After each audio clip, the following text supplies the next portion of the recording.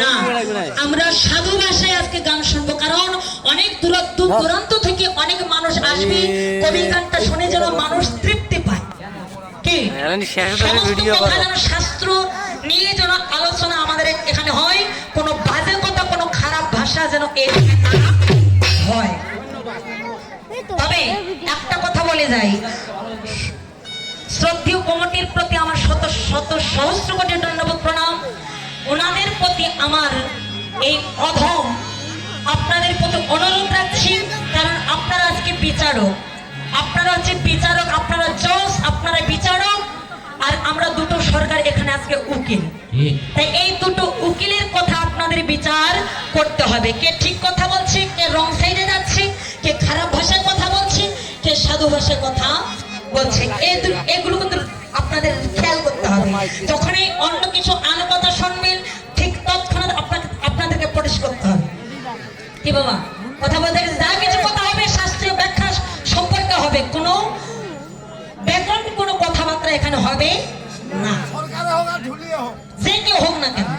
হ্যাঁ, আমার ভদ্র পরিবেশ, ভদ্র সমাজ, ভদ্র এই এলাকার মানুষ, এই জন্য আজকের যেটা গান হবে ভদ্র ভাষায় গান হবে, অন্য কাজের কথা হবে না।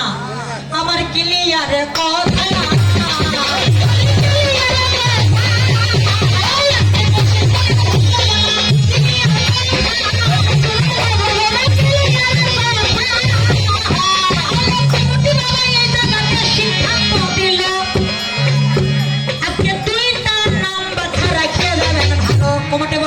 দুটো নাম রাখবেন। কি নাম?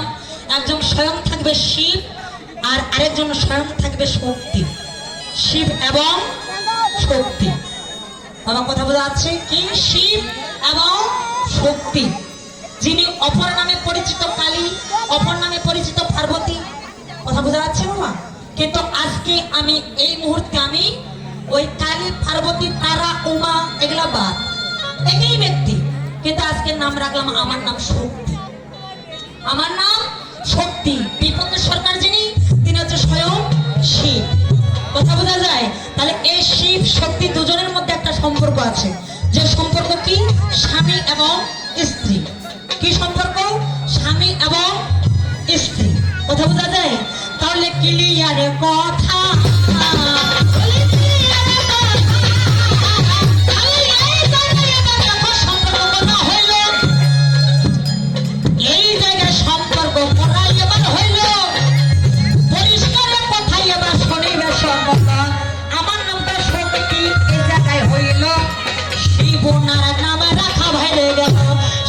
স্ত্রী এই জায়গাতে সম্পর্ক হইল ভাই, স্বামী স্ত্রী এই জায়গাতে সম্পর্ক হইল ভাই।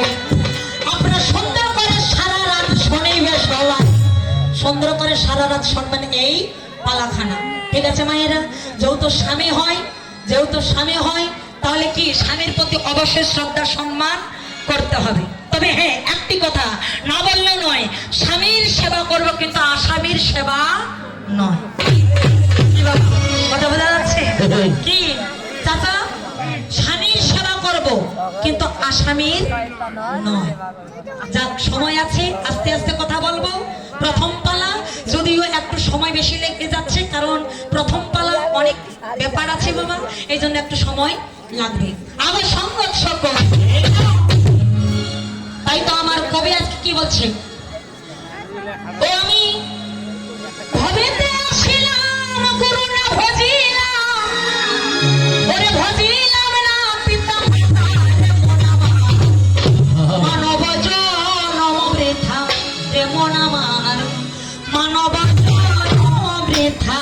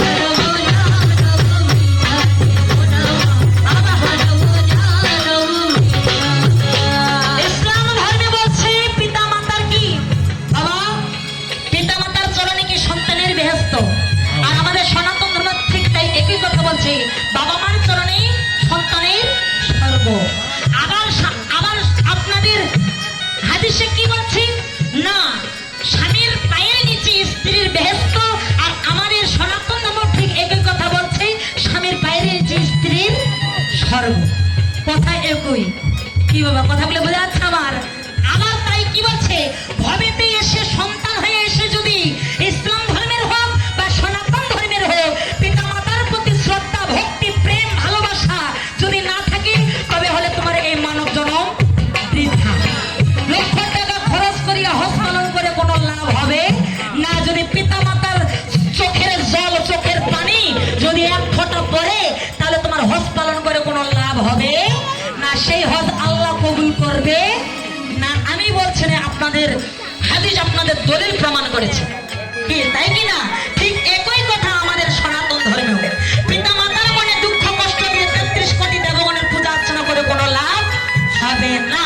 তাই আমার কবি কি বলছে, ওরে জন্মিয়া ভ্রমণ্ডলে মায়ার সাগরে অঘা চলে ভেসে যায়, জন্মিয়া ভ্রমণ্ডলে মায়ার সাগরে অঘা চলে ভেসে যায়, জন্মিয়া ভ্রমণ্ডলে মায়ার সাগরে অঘা চলে ভেসে যায়, জন্মিয়া ভ্রমণ্ডলে মায়ার সাগরে অঘা চলে ভেসে যায়, বিষয় বাসনায় মায়ারি কামনায়, মায়ারি কামনায়, বিষয় বাসনায় মায়ারি কামনায় ভজিলাম না যে তোমায় রে মন আমার, মানব জনম বৃথা রে মন আমার, মানব জনম বৃথা।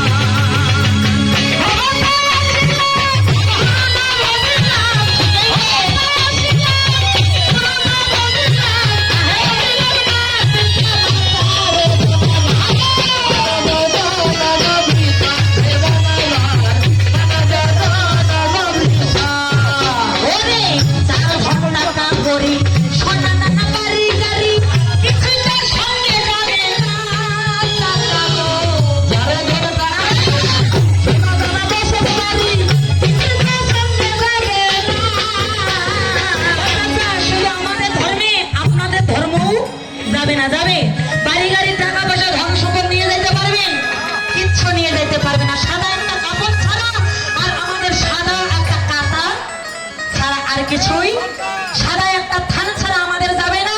ওনাদের সাদা একটা কি কাফন ছাড়া আপনাদের সঙ্গে যাবে না। আর সঙ্গে কি যাবে?